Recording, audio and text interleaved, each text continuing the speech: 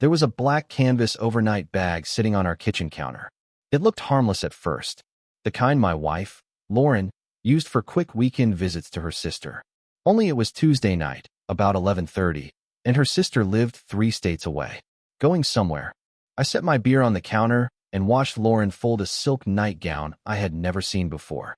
Her blonde hair hung like a curtain as she tucked the nightgown between fresh lingerie and a bottle of expensive perfume. "Jack, we need to talk." Every married man knows those words.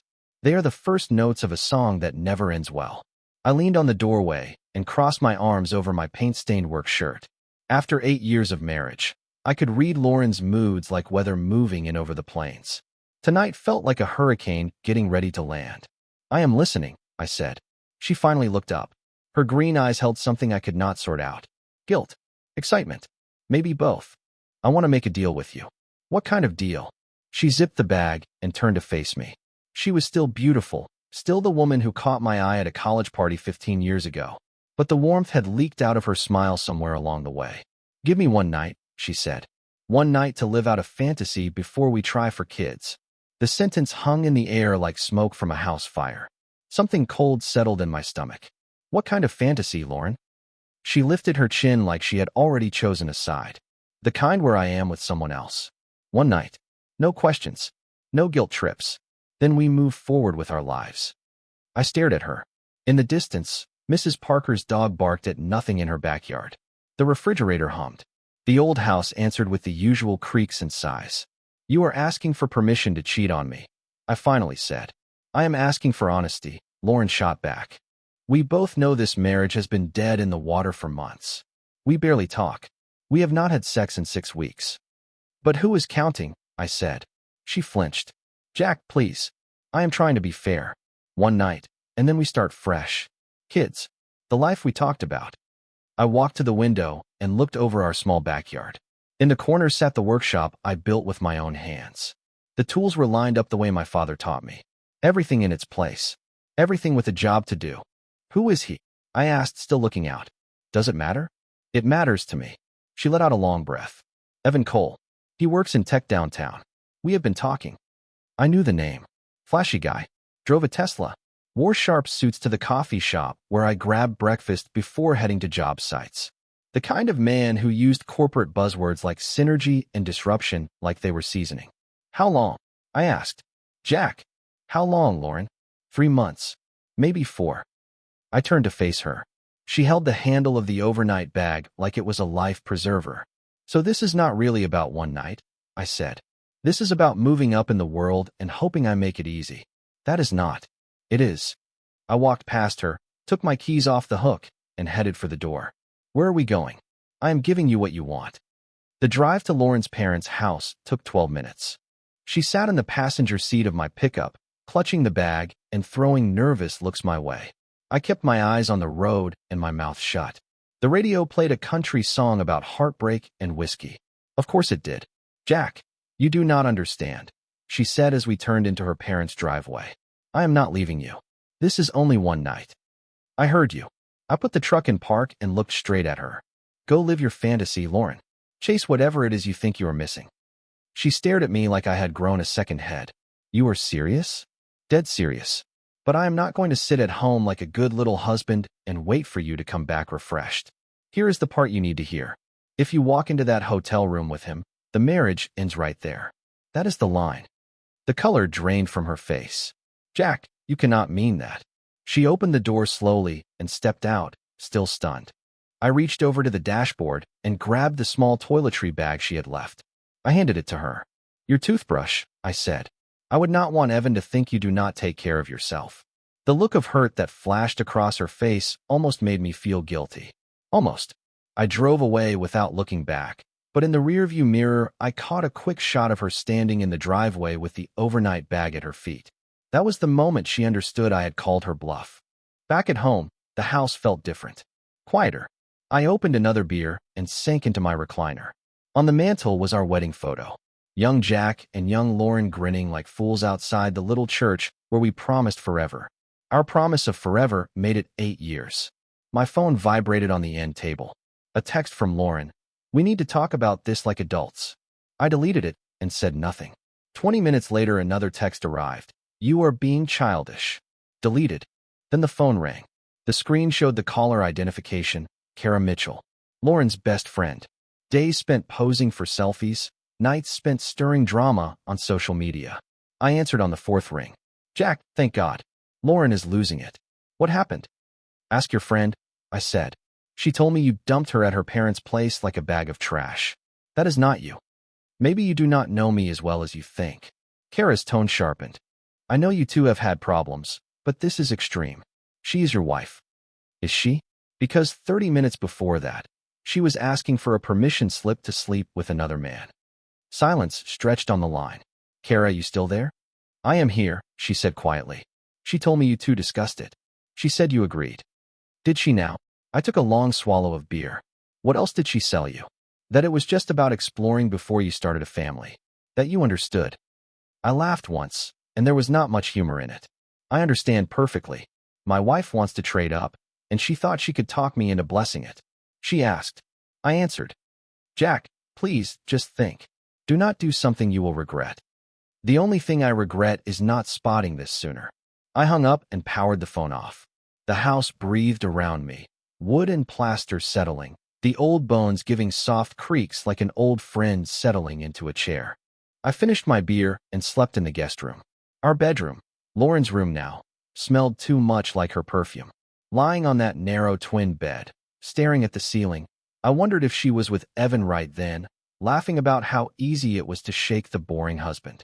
Maybe she was telling him about my paint-stained shirts and my calloused hands, holding them up against his soft office worker life. The thought did not make me sad. It made me angry, and I was about to learn that anger can be a very useful tool. I woke with a clear head and a simple plan, learn exactly what I was dealing with. Lauren left more than perfume behind. 8 years of marriage builds a lot of shared spaces, shared accounts, and shared information.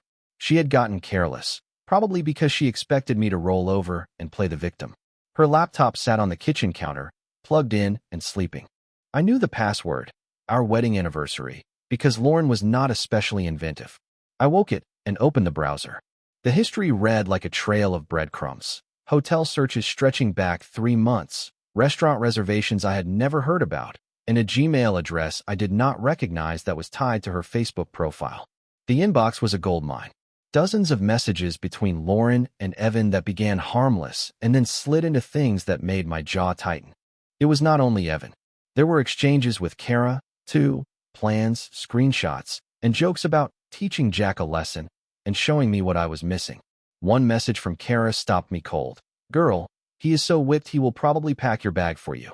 Men like Jack never fight. They just take it and ask for more. I printed every message and every screenshot. Around 9 o'clock in the morning, my phone rang again. Eleanor Bennett, my mother, calling from her apartment across town.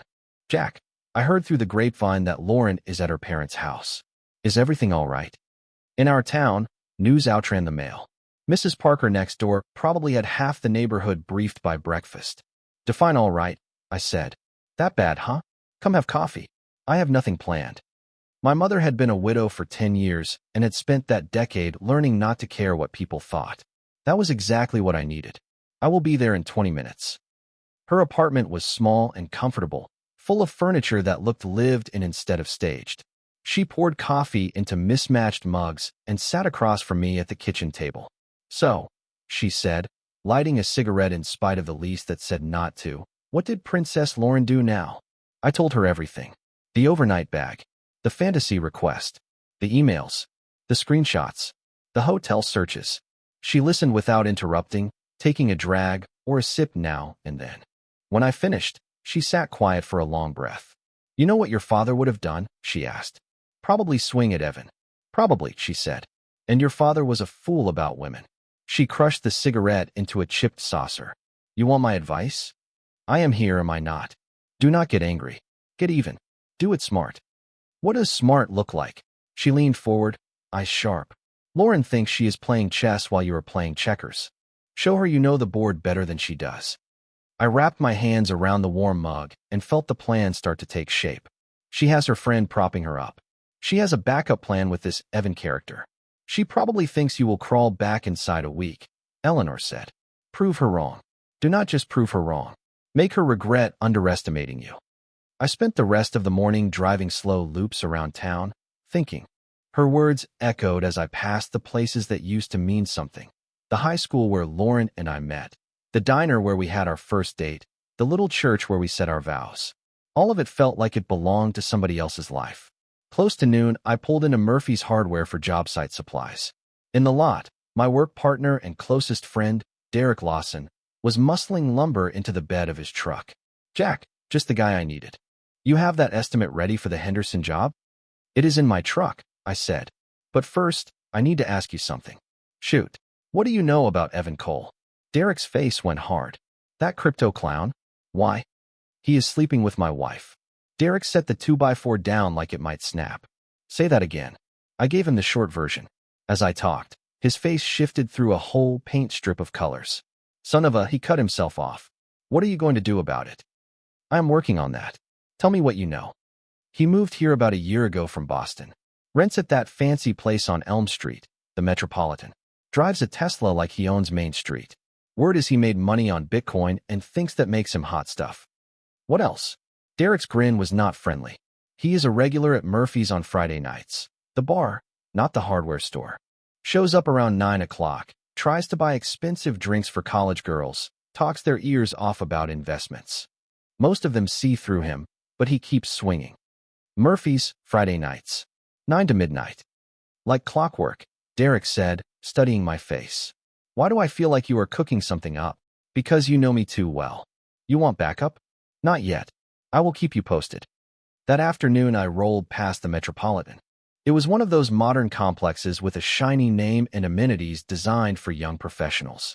Triple the rent for a gym and a lobby coffee bar. Evan's white Tesla sat in spot 47, gleaming in the sun. I wrote down the license plate and his apartment number. My phone buzzed, a text from Lauren.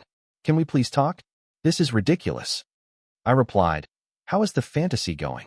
3 dots appeared, then disappeared. Nothing else. That evening I sat in my workshop, the one place that always steadied me. Half-finished cabinets leaned against the wall. A rocking chair waited for sanding. The one I had started for the baby we never had. Plans for a deck expansion lay rolled on the bench. Every piece in that room was part of the life I thought we were building. I would provide and protect. Lauren would run the house and raise our kids. What a joke. I opened the folder of printouts again. One exchange between Lauren and Kara kept needling me. Kara, what if he does not go for it? Lauren, he will. Jack never fights for anything. He just accepts whatever happens and moves on. Kara, and if he does not? Lauren, then I will file for divorce and take half of everything. Either way, I win. I read it 3 times. Something cold and solid settled in my chest. She thought she knew me. Thought she could script my reactions. Thought I was the same pushover who spent 8 years trying to make her happy while she drafted an exit plan. She was about to find out how wrong she was. I opened my laptop and started building lists. Evan's schedule from what Derek told me.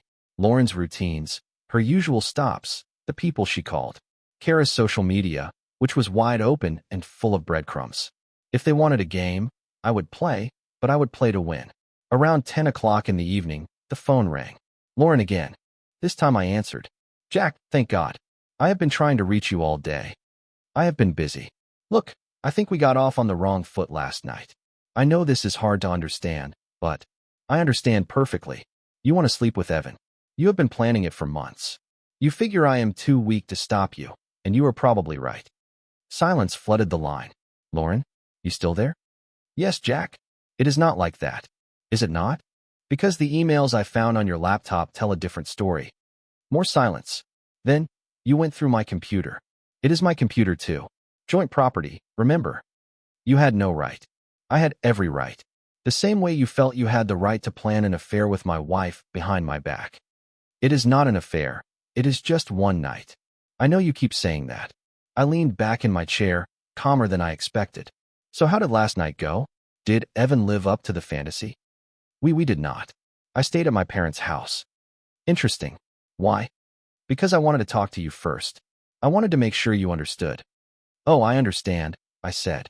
You want permission to cheat so you do not have to feel guilty afterward. But here is the thing, Lauren. I am not going to make this easy for you. What does that mean? It means if you want Evan, go get him. But do not expect me to be standing here when the game is over. I ended the call and powered my phone off again. I decided tomorrow would be the start of the real work. Friday night at Murphy's bar looked exactly like Derek said it would. The place was crowded with locals and college kids. The air carried cigarette smoke and poor choices. I took a corner booth, nursed a beer, and watched. Evan Cole came through the door at about 9:15. Tall, lean, jeans that probably cost more than a truck payment. A crisp button-down with the sleeves rolled just enough to show off an expensive watch. His hair was styled in that messy way that takes an hour to arrange. He ordered a craft beer and scanned the room like a hunter looking for a trail. I waited. He approached a brunette who looked barely out of college, slid into conversation with practiced confidence. I could not hear the lines, but I could read the face. Her polite smile faded to mild annoyance as he worked through what was probably his standard pitch. After 10 minutes, she excused herself to the restroom and never returned. He tried twice more with different women. Same result. By 10:30, he was alone at the bar, checking his phone and wearing frustration. That was my cue. Evan Cole, right? I asked, taking the stool beside him. Suspicion tightened his eyes. Do I know you? Jack Bennett. I think we share a mutual friend. Recognition hit first. Panic followed. Oh, relax, I said, waving the bartender for another beer. I am not here to start a scene. You are not. Nope. Actually, I wanted to thank you. He stared like I had switched languages. Thank me for what? For doing me a favor I did not know I needed. The bartender set down my beer. I took a slow drink and let him stew. I do not follow, he said finally. My marriage was already done, I said. Maybe for months. Maybe for years. I was too stubborn to face it. Too comfortable in the routine. When Lauren told me about you and her big one-night plan, I realized she was forcing me to stop pretending. She told you about us? Oh yes. The whole pitch. One night to live her fantasy, then back to happily ever after. I gave a small laugh. She honestly thought I would sign off. And you did not. Not a chance. I told her if she wanted you, she could have you. She just could not have both of us. So you two are getting divorced? Papers should be ready next week. He frowned. That is not what she told me. She said you were fine with it. That it was a one-time thing. I laughed loud enough that a couple of nearby tables turned. She told you that? Man, she had you convinced. What do you mean? Let me teach you something about my soon-to-be ex-wife. Lauren does not do anything one time. When she wants something, she takes it and keeps taking until she gets bored or finds a better option. His hand tightened around the bottle. She said it was just physical. She said she loves you, but needed to get it out of her system. And you believe that? Ah, yes. Poor guy, I said, shaking my head.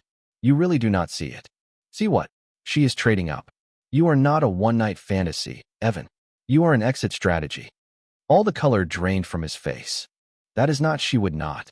Would not what? Leave her blue-collar husband for a man with money and a Tesla? Come on.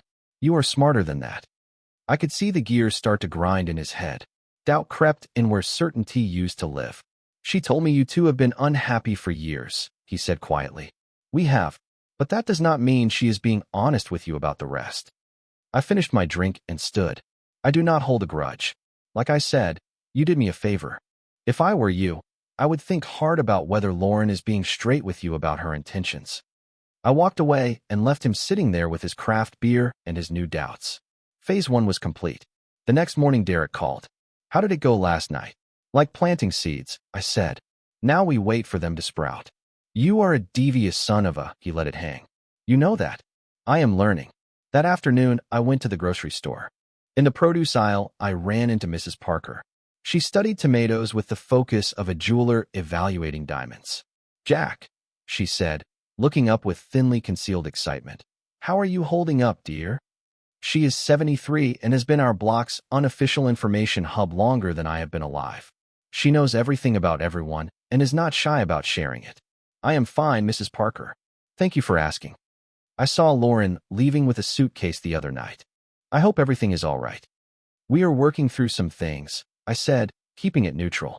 Marriage is hard work. I am sure you two will sort it out. She leaned closer and lowered her voice. Although I was surprised to see her at that fancy restaurant downtown last week with a gentleman who was definitely not you. Tall fellow. Drove one of those electric cars. I nodded once and picked up a tomato. Good to know, I said. They looked very friendly. I nodded once slow. That would explain a few things. Mrs. Parker's eyes widened. Oh my. I hope I did not speak out of turn. Not at all. It helps to know I am not imagining it. If there is anything I can do, dear, you tell me. That girl never deserved you anyway. By Sunday evening, I had almost the same conversation with 3 other neighbors and the man who runs the corner deli. The story was traveling exactly the way I hoped it would. In a small town, reputation is currency, and Lauren's balance was about to drop. My phone rang while I was heating leftover pizza. Jack, it is Lauren. We need to talk. I am listening. Not on the phone. Can I come over? It is your house too. For now. She arrived about 20 minutes later, looking wrung out. Her usually perfect hair was yanked into a messy ponytail, and she wore no makeup. You look rough, I said, opening the door. Thank you, she said dryly. That is exactly what I needed to hear. We sat in the living room with a whole couch between us that felt like a canyon. Evan called me, she said right away. Did he now? He said you two talked at Murphy's. He said you told him we were getting divorced. We are we not? Her jaw tightened. That was not your decision to make. Sure it was. You made yours when you packed the overnight bag. I made mine when I drove you to your parents' house. Jack, please. Can we try to fix this? I studied her face. I looked for love. I looked for remorse. What I saw was calculation and a little panic. Fix what exactly? The months you spent planning to cheat on me? The part where you told your friend I am too weak to push back? Or the part where you said I would never amount to anything? She flinched. You read my emails. I read everything. The hotel searches. The dinner reservations. The messages with Kara about what a pushover I am. I leaned forward. Tell me, Lauren, was any of it real? The marriage. The plan for kids. Till death do us part. Of course it was real. It is real. Then why, Evan? She stared at the carpet for a long time. Because I felt trapped. Like I was disappearing into a life that did not feel like mine. So you went looking for a new life with him. It is not like that. Is it not? I pulled up a screenshot and read her words back to her. I feel alive again. Like I am worth something more than just being Jack's wife. Her face crumpled. I did not mean for you to see that. But you meant it when you wrote it. I was confused. I was frustrated. I did not know what I wanted. She lifted her eyes to mine. Now I want to fix it. To fix us. Because Evan is not interested in being your exit strategy? Silence. That was my answer. I stood and looked out the window at the yard. I had spent years keeping up the garden Lauren planted, but never weeded. I built the fence for privacy from the same neighbors who were probably talking about us right now. Here is the truth, Lauren, I said without turning around. Even if I believed you, and I do not, it would not matter. You cannot unfry an egg. You cannot unsay what you said. You cannot unplan what you planned. So that is it. 8 years, and you are throwing it away? I am not throwing anything away. You already did that. She started to cry. Big, theatrical tears that might have worked 6 months ago. Now they look like a tactic. Please, Jack. I will do anything. Counseling. A trip. Whatever you want. What I want, I said quietly, is for you to leave. This is my house too. Then have me buy out your half, or we will sell it and split the proceeds. I do not care which. She stared at me like I slapped her. You are serious? Dead serious. And there is nothing I can do to change your mind? I thought of the emails, the lies, the careful timeline. I thought of Evan at the bar, realizing he was being played too. I thought of the life I had been living, trying to make happy a person who could not be satisfied. No, I said. There is not. Lauren left without another word. I watched her sit in her car for 10 minutes, probably calling Kara or Evan or whoever else was on her support team. Then she drove away, and I was alone again.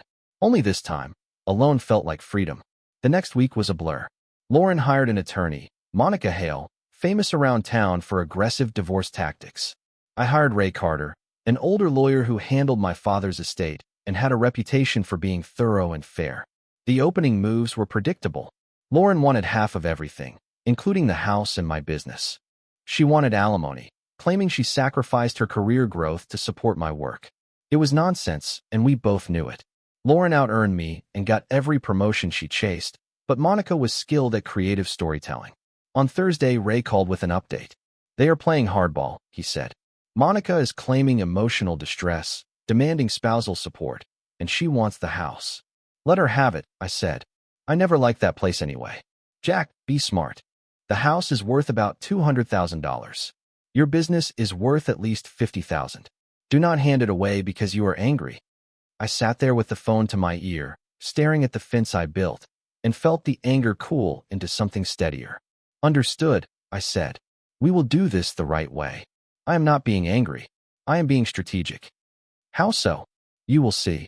That evening I met Derek at Murphy's for a beer and a check-in on our plan. What is the next move? He asked, settling his big frame into the booth across from me. We wait, I said, and we watch. That is it. For now, Lauren is getting desperate. Evan is getting nervous. Kara is tired of playing therapist to someone who will not take her advice. I took a slow drink. Pressure builds until something breaks. When it breaks, we will be ready. As if on cue, my phone buzzed with a text from an unknown number. This is Evan. We need to talk. I turned the screen so Derek could see. He grinned. Looks like something just broke. I met Evan the next afternoon at a downtown coffee shop. He looked like he had not slept in days. The hair that was usually styled to look carelessly perfect was truly messy, and his pricey clothes were wrinkled. Thanks for meeting me, he said, sliding into the chair. No problem. You look rough, by the way. Thank you. That seems to be the theme this week. I ordered a black coffee. He ordered something with foam and a paragraph of adjectives. So, I said, what can I do for you? He stared into the cup before answering. I think I made a mistake. What kind of mistake? With Lauren? With all of this? With the whole situation? He exhaled. She has been different since you two separated. Clingy. Demanding. She wants to spend every night together. She keeps talking about moving in and about marriage and kids. And that is a problem because I did not sign up for any of that. I thought this was, fun. I actually laughed. Evan, let me ask you something. What exactly did you think would happen when you started sleeping with a married woman? I do not know, he said. I guess I thought she would get it out of her system and go back to her life. Her life with me, you mean? Yeah. And now you are realizing she does not want to go back. He nodded, miserable. She talks about you like you are some anchor who held her back from her dreams. But what she says does not match what I see. What do you see? A man who worked himself raw to give her what she wanted. A man who never cheated, never lied, and kept trying to make her happy. And that bothers you. It makes me wonder what she will say about me when she gets bored. Smart man, smarter than I gave him credit for. So what do you want from me? I asked. I want to know how to get out without her burning my life down. I leaned back and studied him. He was scared, guilty, and hunting for an easy exit. He was also the key to the plan I had been building. You want advice? I said, please. Tell her the truth. Tell her you thought this was temporary and you are not ready for anything serious. Be honest about what you want. If she does not take it well, you will learn what I learned. Lauren does not handle rejection. His phone buzzed. He glanced down and winced. Her? I asked. She wants to know where I am and when I will be done with my meeting. You told her you were meeting me? I told her I had a work meeting. She has been tracking my location on my phone. I stared at him. She is what? She installed an application that lets her see where I am. She said it was for safety, in case something happened to me. And you agreed to that? He went pale. It felt like a small thing at the time. Good Lord, Evan. She has you on a shorter leash than she ever tried with me. I know it is messed up. That is why I need to end it.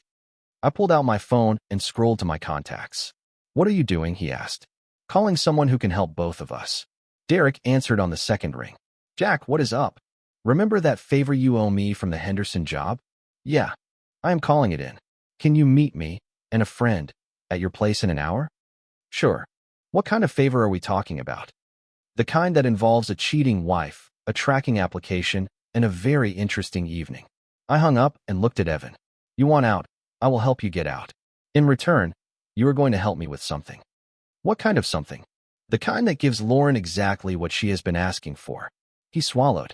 I do not want to hurt her. Neither do I said. I want her to understand that actions have consequences. And I want her to stop underestimating the people she thinks she can manage. What do you need me to do? I smiled. Follow my lead. Whatever happens, do not break character until I give you the signal. What character? The heartbroken lover who finally sees the truth. He studied me for a long moment. You are not what I expected. Good, I said. Neither was Lauren. We left the coffee shop together, two men who had been played by the same woman, ready to turn the tables. The game was about to get interesting. Derek's place was perfect for what I had in mind. It was out of the way, private, and the workshop out back would serve our purposes. Evan followed me there in his Tesla, probably wondering what he had signed up for. "So what is the plan?" Derek asked when we gathered in his kitchen. I took out my phone and showed them a text thread with Lauren. "She thinks I am having second thoughts about the divorce," I said. "She thinks she can pull me back." "Are you?" Evan asked. "Not a chance," I said. "But she does not know that." I scrolled through the messages and felt the pieces start to lock into place. "She has been playing the victim," I said, "telling anyone who will listen that I am unreasonable and cruel, that all she wanted was one night to explore her feelings." "Ridiculous," Derek muttered. "Exactly. And here is the other part. She is also telling people that Evan chased her, that she was an innocent mark for his sophisticated approach." Evan's face flushed. "She said that? Oh, it gets better. According to Lauren, you promised to leave town if she chose to stay with me. She says you were a temporary distraction who got too attached." "That is not true. I never said any of that." "I know, which means she has been playing both of us from the start." I opened a new screen on my phone, the recording application I downloaded that morning. "Evan, I need you to call her. Tell her you want to meet tonight to talk about your future together. Tell her you have been thinking about what she said about marriage and children, and you are ready to take the next step." "But I am not." "I know. She does not. When she shows up expecting a proposal, she is going to get something very different." He looked uncertain. "Different how?" "The truth. About what she has been saying about both of us, about the lies she has been using to protect herself, and about the fact that she never planned this as a one-night thing." "And you think that will accomplish what, exactly?" I looked at both of them and felt the weight of 8 years, months of lies, and weeks of planning settle into place. It will show her she is not as clever as she believes, and it will give both of us the closure we need to move on. Derek grinned. "I like it. What do you need from me?" "Be nearby in case it gets complicated." Evan made the call, voice shaking as he delivered the lines I coached. Lauren's excitement was loud even through the speaker. "Yes," she said, breathless. "Yes, I will be there. Evan, I knew you would come around. I knew you would see what we have is special." 8 o'clock, Evan said, "at the lake overlook. I will be there. And Evan, I love you." He went pale as he ended the call. "She has never said that before." "She is desperate," I said. "Desperate people say desperate things." The lake overlook is a favorite for teenagers and new couples. Private enough to whisper, public enough to feel safe. I arrived first and tucked my truck behind a stand of trees where it would not be obvious. Evan rolled in 10 minutes later, looking like a man headed to his own execution. "You sure about this?" he asked, climbing out of the Tesla. "Too late to back out," I said, checking my phone. I started the recorder and slipped it into my jacket pocket. "She will be here any minute." Lauren's car swept in right on schedule, headlights skating across the gravel. She stepped out in a dress I had never seen and heels that probably cost more than one of my monthly truck payments. "Evan," she called, practically jogging to him. She threw her arms around his neck and kissed him with theatrical passion. Evan stood stiff, hands barely returning the hug. "We need to talk," he said, easing her back. "Of course. About our future. About what comes next." Her eyes were bright. "I have been thinking about what you said. About the next step," she added. "Lauren, I need to tell you something." "What is it, baby?" "I have been talking to Jack." Her expression changed in a snap. The glow vanished. Something cold took its place. "You what?" "We had coffee yesterday. He told me some things that do not match what you have been telling me." "What things?" "For starters, you have been telling people that I seduced you, that I pursued this." Her jaw tightened. "That is not what I said." "Is it not?" "Because Jack says you have been playing the victim all over town. Poor Lauren, led astray by the sophisticated city guy." "Evan, you do not understand." "I understand perfectly. I understand you never intended a one-night deal. You have been planning to leave Jack for months." She stepped back and the mask finally slipped. "So what if I have? Is it so wrong to want something better for myself?" "No, but lying about it is." "I never lied to you. I told you Jack was fine with this. I told you he understood." "He should have understood," she snapped. "Any real man would fight for his wife instead of rolling over." "You really do not get it," Evan said. "Get what?" "He did fight. He fought by letting you go, by refusing to compete for someone who did not want to be kept. That was my cue. I stepped out from the trees. Hello, Lauren. She spun, her face washed white in the moonlight. Jack, what are you doing here? Watching my wife make a fool of herself one last time. You planned this. You set me up. I gave you exactly what you asked for, I said. One night to live your fantasy. The recorder in my pocket caught every word. How is that working out for you? I asked. Lauren looked from Evan to me and finally understood she had been outmaneuvered. You two are bastards, she said softly. Actually, Evan said, we are just two men who got tired of being managed. Evan, please do not let him poison you against me. What we have is real. Is it? He asked. Because Jack showed me some very interesting emails. Messages between you and Kara about an exit plan and how you would trade up. Her face folded in on itself. Those were. I was venting. I did not mean. You meant every word, I said. Just like you meant it when you told Kara I would never amount to anything. Just like you meant it when you built this whole stunt to make yourself feel better about walking out of our marriage. I loved you, she said, tears running. No, you loved the idea of me. The safe option. The man who would work hard, keep quiet, and let you figure out what you really wanted. That is not true, is it not? Tell me the last time you asked about my dreams, my goals, my plans for the future. She stared at me and said nothing. That is what I thought, I said. You never treated me like a partner. I was a placeholder until something shinier came along. Evan cleared his throat. Lauren, I am done. This is not what I want. But you said. I said what Jack asked me to say so you would meet us and we could talk face to face. She looked between us. Desperation turned to anger. You think you are clever. Both of you. Congratulations. You ruined everything. We did not ruin anything, I said. You managed that on your own. I will destroy you in the divorce, she snapped. I will take everything. Go ahead and try, I said. But you might want to check your email first. Her hands shook as she opened her messages. What did you do? I forwarded some of our exchanges to Monica Hale, I said. The ones where you talk about hiding assets and making false claims about emotional distress. Lawyers tend to dislike it when their clients lie to them. Her phone slipped from her fingers and clattered on the asphalt. You cannot. She is bound by attorney-client privilege. She is, I said. She is also bound by legal ethics. When a client discusses perjury, attorneys reconsider their representation. Let us say Monica may not be eager to stand beside you. The fight left Lauren in a single exhale. She sat on the hood of her car and cried. Why? She asked. Why are you doing this to me? Because you need to learn that actions have consequences, I said quietly. And because the people you push might not be as weak as you think. Evan walked to his car. I am going to go. Lauren, I am sorry this is how it ends. But it is over. He drove away without a glance back. I stood there and looked at the woman I had been married to for 8 years. She seemed smaller now, reduced by the collapse of her careful story. Jack, she said through tears. Is there any way to fix this? No, I said. There is not. I am sorry. I am so sorry. I know, I said. But sorry does not change anything. I walked to my truck and left her in the lot with her broken plans and her expensive dress. On the road home, something I had not felt in months settled in. Peace. The anger drained out. In its place was a quiet sense that the scales had finally balanced. Lauren wanted one night for a fantasy. What she received was a lesson that would last longer. 6 weeks later, the divorce was final. Lauren received half the value of the house and kept her car.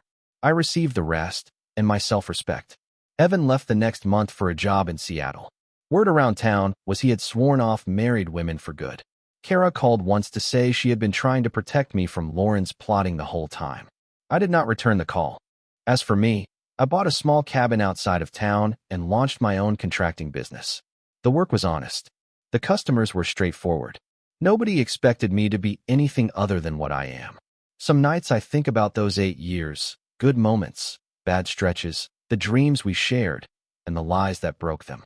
Mostly, though, I think about how much better life gets when you stop trying to twist yourself into a person who pleases someone else and start building a life that fits you. Lauren asked for one night to chase a fantasy. I gave her something better, a reality check that would last. And in the process, I learned something about myself. I am stronger than anyone ever gave me credit for, including me.